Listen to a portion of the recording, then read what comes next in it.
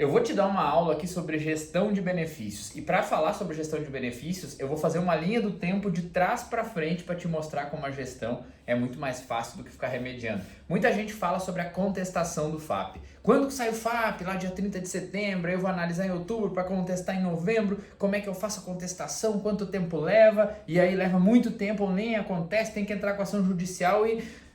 é uma energia gigantesca despendida para isso e o resultado às vezes demora ou custa caro com advogado e tudo mais.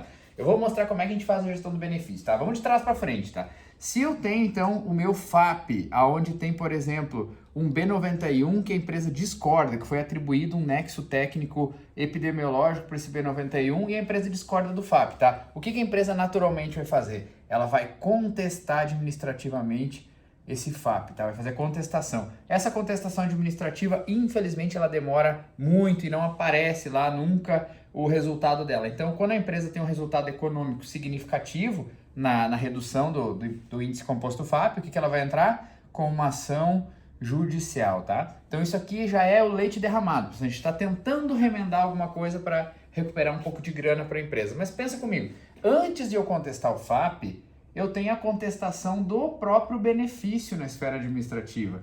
Do próprio benefício, tá? Pra vocês entenderam aqui. Benefício. A contestação do benefício, diferente da contestação do FAP, eu vou ter 30 dias para fazer, se for nexo individual ou nexo profissional do trabalho, ou 15 dias após a entrega da GFIP, se for nexo técnico epidemiológico previdenciário. E aqui se for individual ou profissional do trabalho, beleza? Então, eu vou fazer a contestação do benefício ao longo do ano, porque eu vou monitorando os afastamentos. Quando tem, após 15 dias, ainda continua, ainda persiste a incapacidade total, porque parcial o médico ainda pode fazer a avaliação do estado de saúde, ver algumas atividades que a pessoa possa fazer, evitando esse benefício. Quando ainda é total essa incapacidade temporária, aí sim vai para benefício. E aí tem que fazer uma análise. Esse benefício, a empresa entende que vai ser 91, ela reconhece que é relacionado ao trabalho, ou no entendimento da empresa deve ser um B31. Isso pode acontecer, por exemplo, por nexo técnico epidemiológico.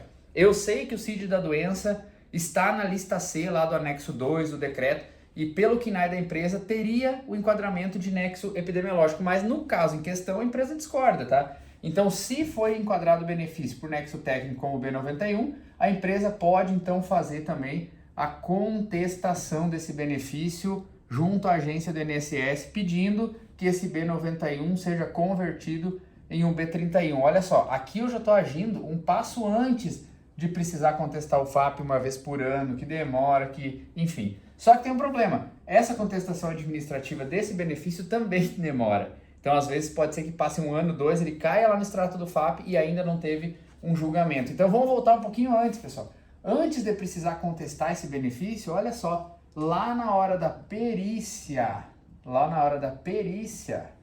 a empresa pode se fazer presente. Quem é que tem interesse nessa perícia aqui? Tem 3 elementos que têm interesse nessa perícia. 1, o segurado, que é o empregado que vai ter o benefício. 2, a empresa, porque vai ter estabilidade, vai ter recolhimento de FGTS, vai ter aumento do FAP principalmente. E 3, a própria Previdência Social. Só que no momento lá da perícia, quem é que está presente? A Previdência Social, o segurado e a empresa jamais se manifesta lá na hora da perícia. Pô, ela é uma parte interessada, só que neste caso aqui, ó, se tem um nexo técnico epidemiológico, por exemplo, que a empresa discorda, o que ela poderia fazer antes da perícia? Subsídios para o perito. Bom, já que eu discordo, já que o meu médico do trabalho já avaliou, já que eu tenho análise ergonômica mostrando, por exemplo, um exemplo aleatório aqui, mostrando que naquele caso em questão não é devido à atribuição daquela doença à atividade que a pessoa exerce, mesmo que a relação CID-CNAE exista lá na lista C, que é a lista que tem o NTEP lá detalhado por CNAE e por CID. Então, o que o médico do trabalho poderia fazer, pessoal? Um parecer médico do médico do trabalho, embasando que mesmo que a lista C, blá, blá, blá, tenha relação do CID com o KNAI da empresa, no caso em questão, não é devido enquadramento porque a atividade não enseja que é tipo de doença e blá, blá, blá, blá, blá. Anexa nisso aqui a análise ergonômica do trabalho, anexa nisso aqui o PGR da empresa, anexa nisso aqui qualquer outro documento que seja relevante. Normalmente isso aqui resolve o problema. Porque o perito, quando ele chegar aqui lá na hora da perícia, ele vai fazer o seguinte, tá ali o segurado, eu peguei o sítio, peguei o atestado médico dele, botei no meu sistema, cruzou o CID-CNAE, deu nexo epidemiológico. Se ele quiser negar, ele tem que dar um jeito de justificar. Qual é o interesse do perito em justificar, perder tempo? Nenhum. Agora, se ele recebe um parecer da empresa, opa, tá aqui mastigadinho. Esse parecer com esse descritivo aqui é exatamente o que o perito vai dar um clique e vai avançar negando o NETEP e justificando por que ele não vai aplicar o NETEP. Dessa forma, gerando um B31. O segurado não perde nada, professor, ele vai ter o benefício dele. Só que não vai ser atribuído a um acidente de trabalho. Então vejam bem, voltando na linha do tempo, eu não preciso só contestar o FAP.